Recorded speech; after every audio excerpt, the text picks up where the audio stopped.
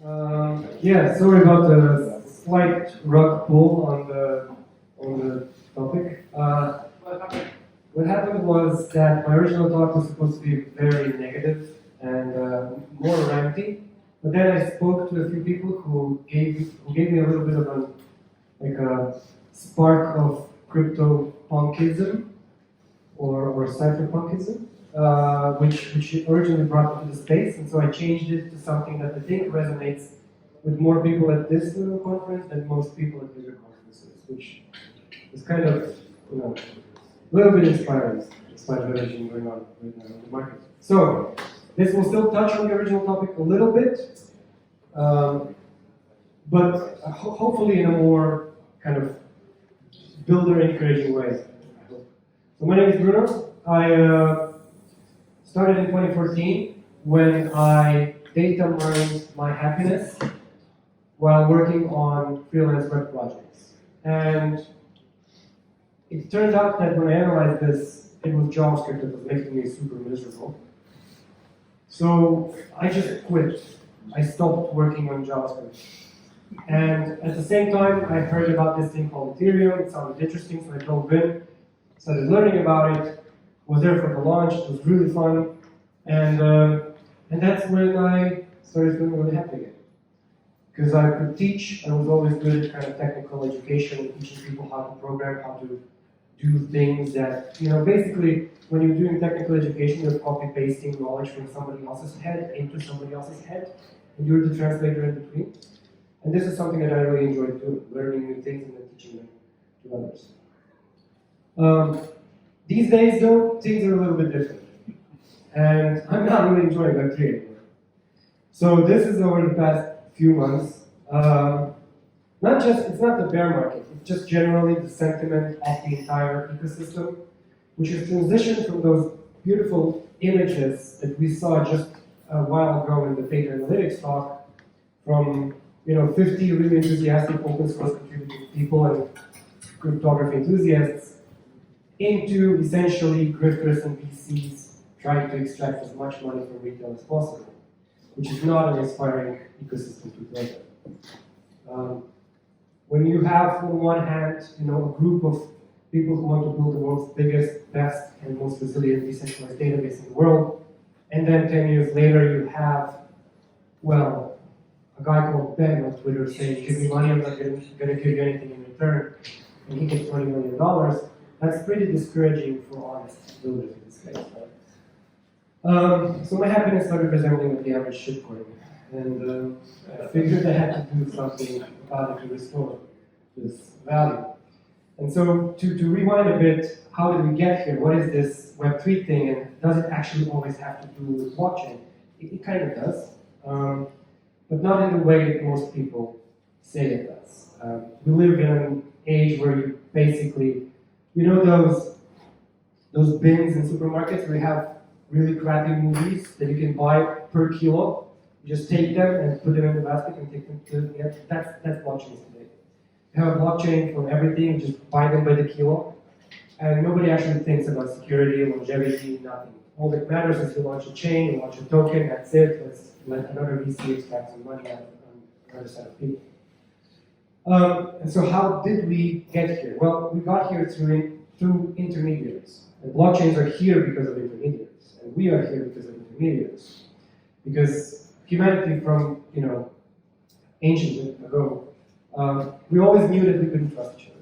Nobody trusted each other. So we always needed intermediaries to make sure that both sides got what they want.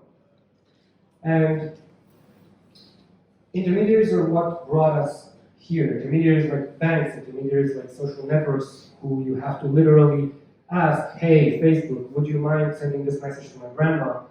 And then Facebook can say yes if it likes you, or no if it doesn't like you. But intermediaries, we got so used to them that we forward along every bit of authorization and authentication we can think of to somebody else to do things for us.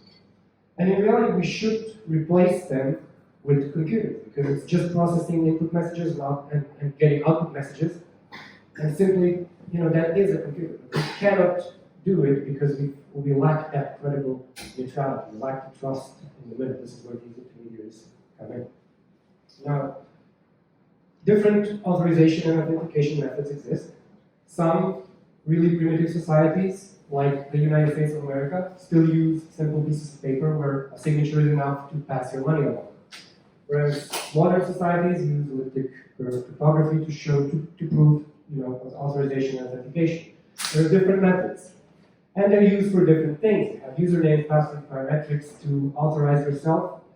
And these in turn enable other intermediaries to do other things for us, which are undeniably incredibly useful, right? You have, the ability to transfer money to anybody at any time, to post blogs globally at any time, to rant at people, to do whatever it is you call when you use Tinder, to collaborate with complete strangers online on writing code, or even to rent your apartment out without ever meeting the other person. That's unheard of. 20 years ago, all of this is sci-fi. But it's also no coincidence that the bank icon resembles a prison, because these intermediaries put you in a prison of their own power. Right? And in any system where there is perceivably hoardable power, somebody's going to hoard that power. It's just the default of human nature. And so all of these actually had their own incidents and problems that they've had to go through, and their abuses of data. They happen daily. Transfer-wise, closed my business account with money still in it without any justification. I had to spend 3 years with support to get the money back. There's been data leaks about these dating apps, and Facebook itself is no stranger to controversy. Crackdowns on Airbnb renting just because there's a fat guy in a suit and a cigar somewhere being able to tell you, no, you're not allowed to do this.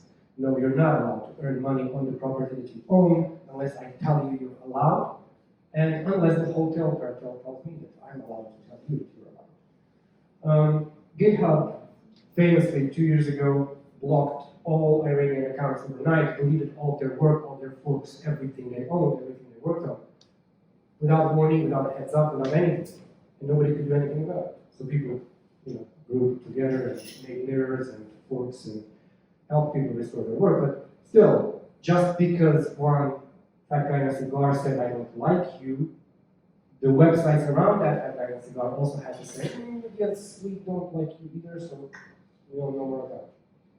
And so these intermediaries all abuse their power, and if they don't, those who hack into them, because they take that power away from them, at least temporarily. So we are at the mercy of these intermediaries. So how do we get rid of them? This is why I joined Web3. Because you don't change the system from within, you build a system that makes the system obsolete, right? And this is what the dream was. And yet, fast forward today, everything runs on centralized services, everything is in the cloud, everything is a throwaway app or a throwaway blockchain. And I challenge everyone here to list 5 projects that have a team behind the project, and the project has lasted more than 3 years in crypto. Find more than 5 of such projects. By definition, this cannot. There's Maker, there's maybe Chainlink, there's these OGs that have really established their product fit. But otherwise, if you have a team that can disappear and your product is not resilient to the disappearance of that team, your product will disappear, your team will disappear. This applies to centralized exchanges as well. Everything falls apart because the fundamentals do not support it. We have about 30,000 unique people in crypto total. People, I say people, I mean users. So people who have in any way interacted with the blockchain directly. 30,000 at most. And I think I know all of them in my past 9 years of conference attendances. I think I've met all of them. 30,000 people, no more. I do not count gamblers on Coinbase. I do not count gamblers on Robinhood. I do not count people who just go in to buy a token, gamble on it, get 1,000x and so on. Those are not users. We have over 6 million hardware wallets sold. You have 6 million wallets sold, yes. Yeah. I personally bought around 2,000 of them when I was a distributor in Croatia. I did not sell it to 2,000 unique people. So let's say everybody owns like 5. That's still a million that. You can speculate on where the millions went, but it's not to users. It's simply not to users. There are institutional agents who can safeguard ledgers for other people. There are financial institutions that have ledgers as backups. There are distributors who did not sell out their stash because Ledger famously decided to compete with its own distributors and undercut them in pricing. So a lot of people still have warehouses full of old ledgers. But I can promise you that there are not more than 30,000 users. 27 of those are in Ethereum. The other 3,000 are scouting around the blockchains. What we get by actually expanding and scaling the blockchains is we allow the same 100 users to shuffle the same $1 billion around with 100,000 more bots. It's not exactly a very creative industry to build it, and it's not inspiring when you see what it's being used for. When you see that there's not been a lot of innovation on the app layer in the past 5 years. And so this is kind of the cognitive dissonance of this space. The builders, the OGs who joined because of the cyberpunk movement, are now kind of disappointed by the drift of it all. I mean, but basically, we wanted to build a new Web3 world to kind of disintermediate that. Right? So what is the current state of Web3? How far did we get actually in this mission? It's not doing super well, and we're not really seeing a lot of positive sentiments. Right? Every day you look at the news. There's a new SEC enforcement, there's a new rug, there's a new scam, there's a new hack.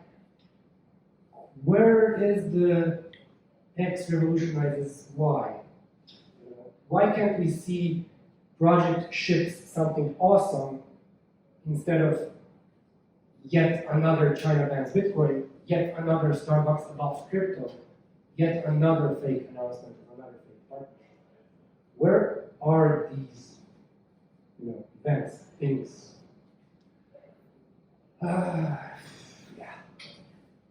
So, did Web3 merely allow strangers to trustlessly rob us? Did it? Yes. Yes, it did. But, despite the fact that we have plenty of rugs waiting to happen, plenty of rugs, the ability for strangers to rob us is good. We need this trustlessness. It is the first good step towards this. And people say, but Bruno, we're so early, we're just getting started, we're so early. It's, next year, everything's going to come together. It took one guy who was really upset at the fact that you need $500 million to launch a rocket into space to invent and turn it into a business, the fact that you can launch a rocket for $10 million and get it to land in the middle of the ocean on a surfboard. 10 years to do this. In the past 10 years, do you think MetaMask has improved as much in its UX? Do you think it made such progress? Do you think the UX in crypto in general made such progress? Do you think that apps that people actually use make such progress? DeFi itself has not one single time accomplished what it set out to do. Not one real person has taken out an actually useful loan for anything in the real world. Anything that they've taken out loans for was for gambling and paying back the gambling interest or losing their collateral. That is all that people use. It doesn't happen. Nothing is happening. We're not so early. We're very, very late. We're very late. It's just that people are not working on meaningful things. People are focusing on the wrong things. They're trying to ship fast, and in shipping fast, they make mistakes, they compromise, they make bad choices that do not fulfill the Web3 vision. And so, yes, there's a lot of pending bugs, there's a lot of trust assumptions, but even if you don't care about the trust angle of everything, what Web3 does still enable, and what I want to encourage people to try and use it for, is the anti-authoritarian website.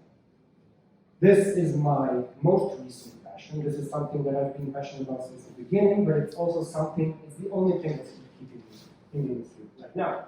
So the fact that strangers cannot be is good, because it's resistant to anybody who can stop it. That's good. But we've managed to ruin that. Because enter what I call the hell stack. And we went from being able to write websites in Notepad on the desktop, clicking them, they run, it's good. We went from being able to visit a website that I visited 2 weeks ago in the temporary files, while offline it works as it did 2 weeks ago, without being able without needing to connect to the internet, to this. Cloud on cloud on cloud on cloud on cloud on cloud on cloud on cloud. Clouds all the way down, all the way up, dependencies and trust assumptions, and giving up your agency for a little bit of convenience across the board. Everybody gave up on the true vision of Web3. Everything is fully stoppable. And why do they do this? Because they all want to launch fast. They say, this makes me more productive. This makes me ship fast. This makes me do it really quickly. It's okay to slow down. And yes, I know more than most that if you slow down, there's going to be somebody who's going to take your idea, make a centralized version of it, pretend they invented it, and they're probably going to get all the money, all the fame, run, and disappear. Yes, that happens. But you shouldn't compromise everything that this system stands for just to ship first and ship back. It's okay to slow down. It's okay to take it easy, to think about it, and to build it in a proper way. Because when all you have is a hammer, all you get is an authoritarian system that everybody can easily stop. You have all of these UIs running on centralized USA-hosted servers that are easily stoppable at any moment. Everything can be stopped whenever the big bad daddy says. And we live in a system. I know we live in a world where most people need a daddy. This is why every 4 years, most countries have a popularity contest to pick the new daddy who will give them commands. It's okay. But you need to have the option to say no to this daddy. And using this stack that is completely limiting your freedom is not good. So, progressive centralization, what is it? It's just a term that I came up with to encourage people to build in a specific way. Nobody's doing it yet, I hope people will. So, the gist of it is simple. There's no actual stack. There's nothing I want to show as components, as stack. I just want people to start decentralizing clunky, and then add layers of UX and UI that are centralized but not essential. And then improve it. That's it. So if all the centralized layers fail, it absolutely works. It's clunky, it's slow, it's maybe hard to use, but nobody can tell you, and nobody can stop your application. That's the intention. So no stack, but the concept looks like this. So you have the base layer where you have the decentralized database, which is the blockchain, which we've worked very hard on. And you have these very crucial elements in essence. Again, you have to be careful here about getting mixed up with a blockchain. So don't launch stuff on blockchains, launch them on blockchains. Anything that runs locally is your front end, and preferably hosted on something like IPFS, so it cannot be taken down. Now here you can use any framework you like, any build process you like, build whatever you want, as long as you can run it offline. And as long as it hooks directly into the blockchain.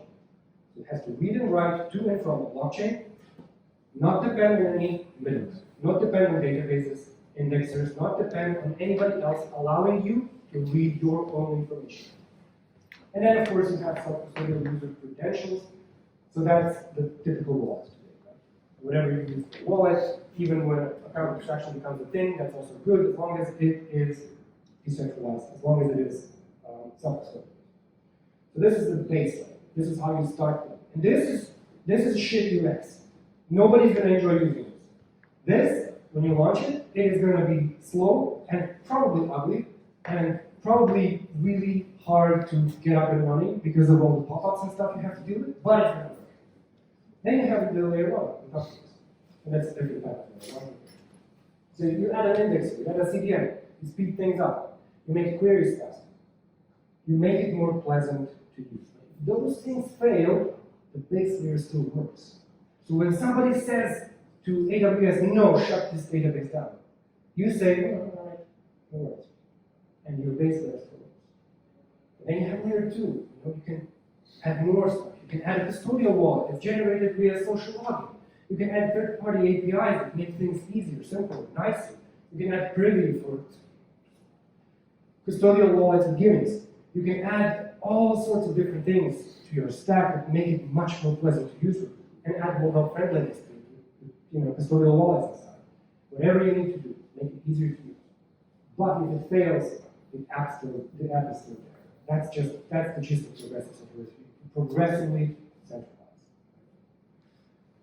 But don't we have to worry about UX? Won't that turn off users at the base layer if it's really shit at the base layer? Many people worry about this UX. Many people say UX is our biggest problem in crypto. Midjourney runs in possibly the worst application that has ever existed in the world. Discord is by far, I guarantee you, there is not one person working in the UX and design department, or QA, or product at Discord. Discord is cobbled together, I think, automatically. I think it happened like life emerged from the primordial soup of garbage. Discord was formed from web rejects and garbage and somehow turned into an application that people are running. Discord is the worst application in the world, bar none. And yet, Midjourney made millions of dollars in revenue just because it has such a strong product market fit, just because people really, really want it. And yes, it will probably die at the hands of ChatGPT in 2023, but it made it in Discord. It made it in this. It's like eating soup with a fork, and people did it because they needed that soup so much. So it's not UX, it's your applications. If all you can do is spend a decade making yet another leverage DeFi liquid staking thing, nobody's going to come and use it because the gambler market is saturated. Nobody needs this.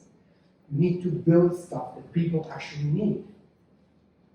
And so then, maybe this entire layered approach also sounds a bit like progressive web apps. Because progressive web apps are made in a similar way, where they're kind of offline first, but made for mobile. And it's not a versus thing. They work really well together. Because with progressive centralization, you are garbage on purpose at first in terms of UX. And then you improve it over time. With progressive web apps, you're just mobile first, and you're already working on the UX. But they can work really well together. One recent example, not exactly executed to perfection, but is FriendTech, which does have this mobile-first approach, and also works on progressive centralization past that mobile-first approach. However, their initial starting point is not exactly the base layer that I mentioned before. They have a lot of centralized components, unsafe APIs, and a lot of other mistakes that they've made. But the point is, they work really well together, actually. They can work, it's not a competition. So, what is the point of all this? Why do this? Why persist? Why not, if you can't beat them, join them, become just a scammer, rug puller, and work what everybody else is working on? Because of this. Because I want the option to tell them no. I don't want the USA to one day come to me and say, no, your website has to go offline. I want to say no, fuck off. And as long as I can say that, I'm going to be happy. If I can't, if there comes a day when I can no longer say no, this day, that day, I'm going to be extremely happy. And so, with ever increasing global overreach of this incredible tyrannical government, I want to help people build tools to say no. Because if there ever comes a time when I get to say to people, I told you so, it's already too late because they can no longer access this information that they need to be able to say no.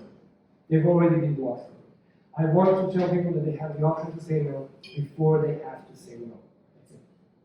So, Midjourney doesn't really want to generate middle fingers, but Ethereum is the middle finger that you show to the tyrannical government and make them go away, make the world police run in the other direction. And while we're on the topic of the world police, relatively recently they just decided that cartoon drawings of cats are a security and decided to punish the creators of these cartoon cats.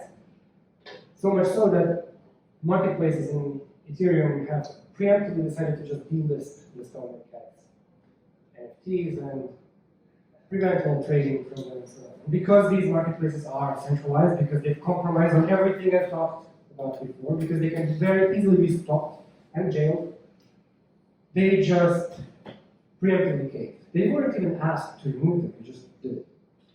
So you can't really trade the stolen cats. So we at RMRK, which is we build some NFT 2.0 standards, we decided to kind of say no. And we wrapped these cats, upgraded them to NFT 2.0, and put them up on Singular app, which is our marketplace, where you can actually still trade them and tell Big Daddy no. So yeah, make things that outlast you, build a legacy. If your team has to shut down because of bankruptcy or being jailed or destruction or nuclear war, make things that still exist after you are gone. If you have to close some doors, make sure that others are not locked outside the building. Make sure that your stuff is still there for you. This is everything that I really want from blockchain. This is what it was made for, to be the resilient World War III resistant database. And what we're doing today is not pushing it in that direction. So, I'm asking you to be a part of pushing it in that direction. That's it. Thank you.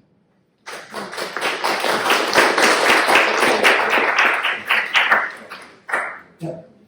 Question regarding your stack in the base, the base part. So, what would be a blockchain not centralized right now? Because we're already meeting with Leonardo from Meetup. He said 50% of the validators are over cloud. So, again, what's there? It depends on what kind of centralization you're worried about. So the same that you were saying that I don't want to risk my thing for somebody to sell it. Yeah, so Ethereum cannot be stopped by the US dollar. AWS can be brought down, that's going to knock out about 27% of the nodes, and that's all there is to it. All the other nodes will still be working, it's all globally distributed in terms of block propagation. You will not be blocked from using it. So Ethereum is the safest bet by far. I don't know, really, what happened if AWS shut down? You really think that nobody's going to run to another place? Maybe you need to find a blockchain that starts completely decentralized from the beginning, without private companies behind you. Unfortunately, that's not something that's really possible. Everybody flocks to the easiest solution, and the easiest solution is always the cloud. The fact is that Ethereum is designed to be resilient to these attacks. So even if it loses instantly 33% of its validators, it's still okay. Infrastructurally, it's safe. It will remain safe. The other advantage of Ethereum is, which is at times a disadvantage, is that it has no governance. So it cannot really be hijacked in terms of an on-chain upgrade that will literally run through you. Some chains have that problem, but might be more economically safe, economically secure in terms of value. So it all depends on what kind of risk you're worried about. I would say Ethereum has the minimum risks of all of them. And then you have some others that are enough for certain use cases. So it depends on what you're comfortable with. You know? I definitely would say starting your own blockchain is not the way to do it. I mean, you can start with your blockchain and inherit the security of another one, like starting a parachain in Polkadot, and then you inherit the security of all the validators. The thing is that particular ecosystem has its own set of problems, and those problems are governance capture, and that's a whole other set of problems that you don't want to deal with, that you don't ever want to encounter. So I'd say Ethereum is the only truly eternal choice here, but all of these others are okay for non-world changing things.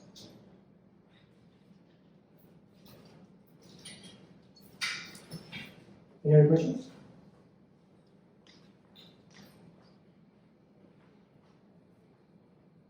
No? All right. Oh, yeah. Well, how does this relate to anonymity, right? Because if you start an app, people are starting an app because they want to make money. money, just because they want to make money. Eventually, they need to have their bank account on the receiving end of all those funds somehow. When you talk, I agree completely when you say about your app should survive even if your team goes away. That doesn't work with something where people are trying to make a lot of money. That works with something else, which is providing, uncensored communication and other great things like that. So,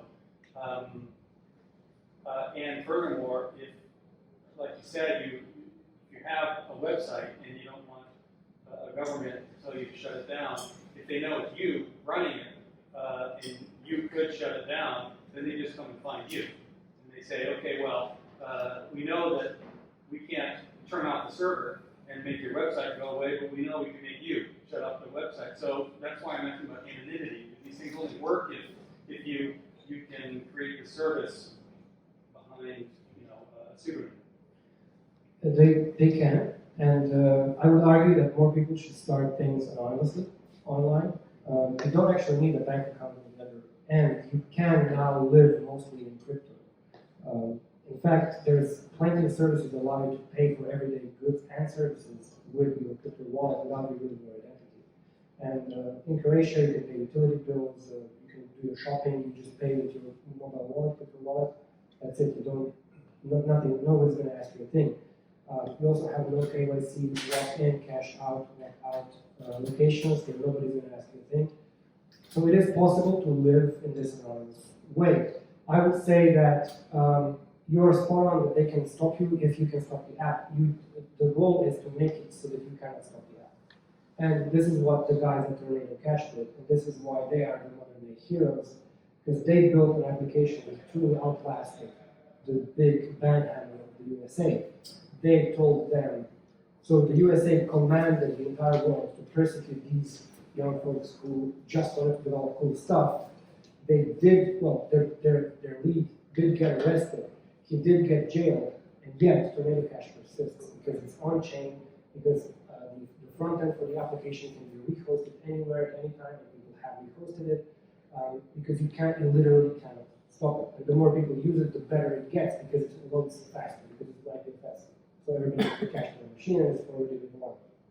And it's a beautiful thing, because you can now casually, every day, send a little middle finger to the USA by using Tornado Cash whenever you can. Whenever you need clean ETH, you can just go there and use it and feel the USA squirm with rage because they can't do it.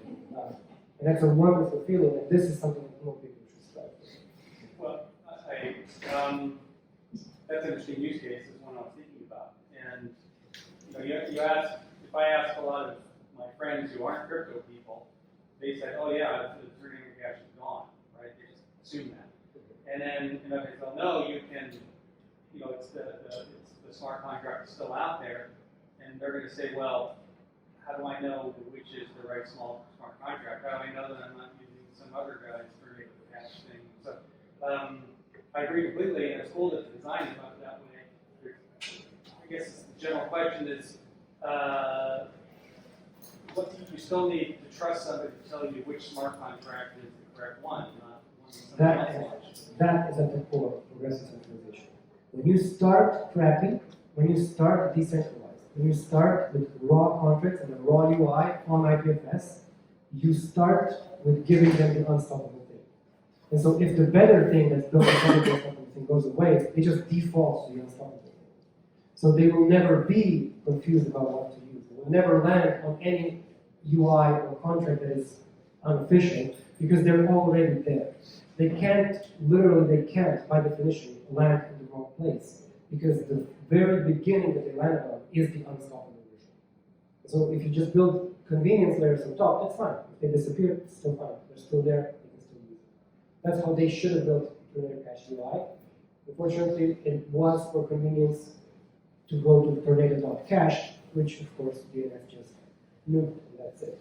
But if they had built it on ENS, if they had started with ENS, then it would have been unstoppable from the get-go, and there would be no confusion. It would be much harder to decrease its usage as much as they have managed to decrease. But it still works. I would say like, wait, for example, Tornado Cash, it's kind of problematic because there is only 30K people in the world, and just checking IPs and the timing that you are using Tornado Cash, it's easy to spot you.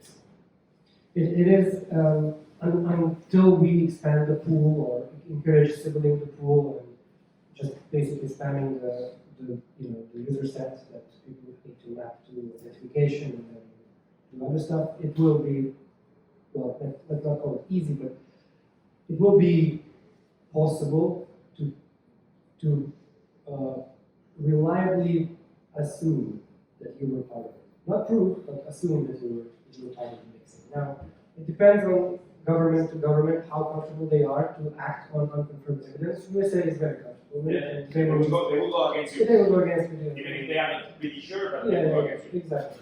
So we do need to expect. This is why also this is another important aspect of progressive centralization. If you start with the thing that everybody uses, then it's going to be a big pool and fall. The pool on Progressive Cache is small-ish right now because it's very hard to reach. It was orders of magnitude bigger when it was okay. People just don't know how to reach it. But if it started in the way that people are landing on the final thing, then they're still there. Yeah. The other problem is, of course, the OFAC sanctions and the people caving. And again, it's centralized teams that are now in the kind of that have cornered themselves into, oh boy, well, we're a US incorporated company. I guess we have to put the OFAC blocks in our smart contract.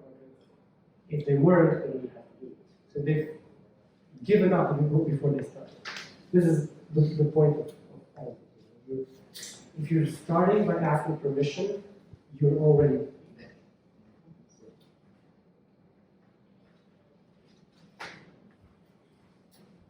Right. Thank you. One question about what do you think about the more and more wallets and apps, popular apps, last time start to be every time if you sign up, maybe you want to store your information in iCloud. That's not compared with your idea. I mean that I'm the single kind of guy, single mindset that I like this way, but more and more apps asking people store their data online, to restore, more useful, more UX, I mean. That's why I think maybe it's not compatible with more people want to easy app, not this way. This why, because to create app or website this way, you need to high level, okay, not high level, but more complicated way to create some website, not cloud system this way. Is it some kind of connect? People need to be this iCloud data, but. So, I mean, iCloud backup is just a risk that you have to be comfortable with. You still have the self-custodial wallet if you keep the seed phrase. Yeah. iCloud just backs up your seed phrase. Now, if you feel comfortable enough for Apple to not abuse that or to not leak again or whatever can happen, that's fine. All I'm advocating is that user has the final control. Yeah. So if you have something like Privy allows you to very easily register a new wallet on a mobile device. But they shard the private key in 3 parts, 2 of which they keep. Yeah. So they have control. It's basically custodial wallets with a trick. Yeah.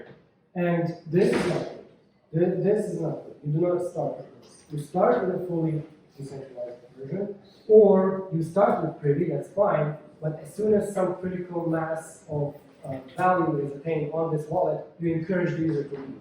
You encourage the users to set up a self-custodial version of the wallet and export it, and then keep using the protocol app or whatever you have.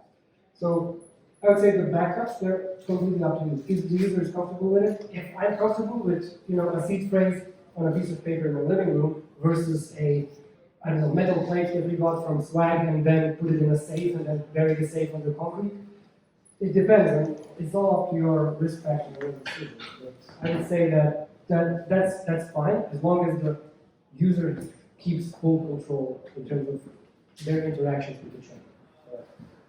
I mean, maybe users not need to be the part of this complicated system, and that's why too many teams start to create everything in cloud and not use this structure. That's why, because people not need to be, not need to have a website that can be blocked by Oh, government. no, It doesn't matter. Absolutely. Yeah. Most people don't need this. Yeah. Most people don't need this. And most people are okay with keeping their money in banks. And most people are okay with other people telling them what to do. Most people. I just want people to know that there's an option. That's it. If they know that there's an option, there's an alternative, that's cool, that's fine. And if the person who knows there's an alternative chooses, I'm still gonna use this, Yeah. great, that's okay. But you need to know there's an option. If there's an option, that's Thank you. Mm.